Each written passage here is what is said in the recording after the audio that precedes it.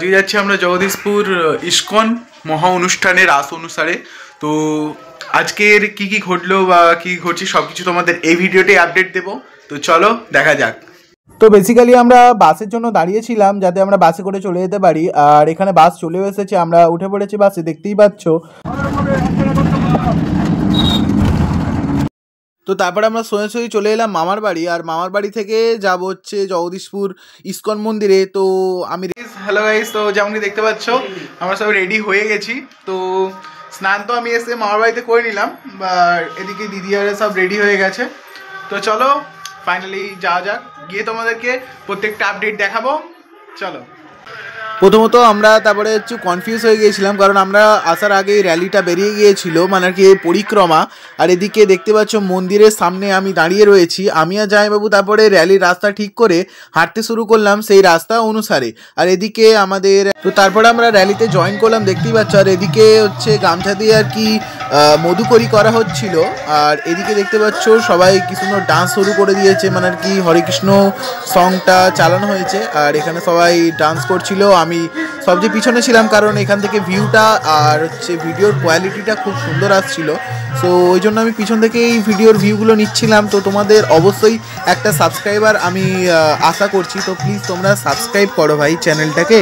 এই র্যালিটা যে ছিল এটা ছিল প্রায় 8 কিলোমিটারের একটি র্যালি। তো এখানে হরেকৃষ্ণ গান চালিয়ে আমরা যাচ্ছিলাম, আর প্রখর রোদ বেরিয়েছিল। এই যে রোদরা যে বেরিয়েছিল খুবই প্রখর ছিল, যার কারণে আমি আর জামাইবাবু খুব ঘেমে গিয়েছিলাম। আর প্রায় 2.5 ঘন্টা হাঁটার পর, মানে আর কি 8 কিলোমিটার পথ অতিক্রম করলাম প্রায় 2.5 ঘন্টায়। আমরা আস্তে আস্তে হাঁটছিলাম, তো হেঁটে হেঁটে আমরা চলে এলাম নদীর পাড়ের দিকে। নদীর পাড়ে একটি মানে আটচালার মতো ছিল, তো ওখানে সবাই মানে আর কি স্টে করবে এই যে মন্দিরটায়। আর এদিকে আমরা নদীর ধারে চলে এলাম, আর আমি কিছু খ্যাত মেরে ছবি তুলে নিচ্ছিলাম, তোমরা দেখতেই পাচ্ছ। আর পাশ থেকে অনেকজন হাঁটছিল, আর এখানে বিস্কুট বেরানো হচ্ছিল। এটা রাধাকৃষ্ণ মন্দির, আর এটা হচ্ছে একটা বিস্কুট দিয়েছিল, আমি খেয়ে নিলাম, আমি আর জামাইবাবু। আর তারপরে চলে এলাম নদীর পাড়ের দিকে, একটু পার্ক মতো ছিল, বসার জন্য খুব ভালো ছিল, ওখানে খুব গ্যাদারিং বলে আমরা নদীর ধারের দিকে চলে এলাম। আর এদিকেও আমি এসে কয়েকটা ছবি তুলে নিলাম। আর এদিকে দেখতে পাচ্ছ নদীর ভিউটা দারুণ লাগে কিন্তু।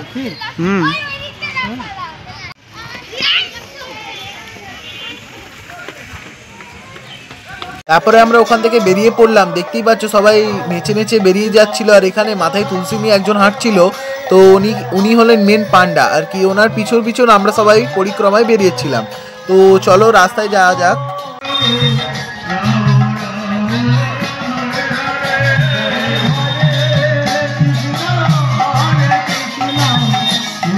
এটি খুবই পুরনো একটি বিদ্যালয়, যেটি তোমাকে দেখাচ্ছিলাম যে আগেকার মানুষ কীরকমভাবে পড়াশোনা করতো তার একটি নিদর্শন হলো এই পোড়োবাড়িটা।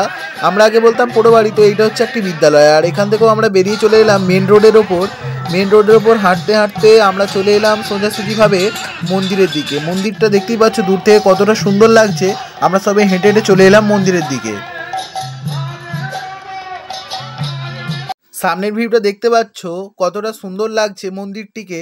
আর ওইটা হচ্ছে সাদাটা হচ্ছে মেন মন্দির। আর আমরা তারপরে প্রবেশ করলাম প্যান্ডেলের ভিতরে। মা আর বঞ্জি দেখতেই পাচ্ছ হেঁটে হেঁটে যাচ্ছে। আর এদিকটায় ভগবান শ্রীকৃষ্ণের প্রসাদ খাওয়ানোর জন্য অনেক চেয়ার আর টেবিল পাতা হয়েছে। এবার আমি প্রবেশ করব মেন মন্দিরের ভিতরে। দেখতেই পাচ্ছ এখানে মেন মন্দিরের ভিতরে প্রবেশ করাতে কি সুন্দর ভগবান শ্রীকৃষ্ণের ছোটবেলার স্মৃতিগুলোকে সব ফুটিয়ে তোলা হয়েছে অঙ্কনের মাধ্যমে।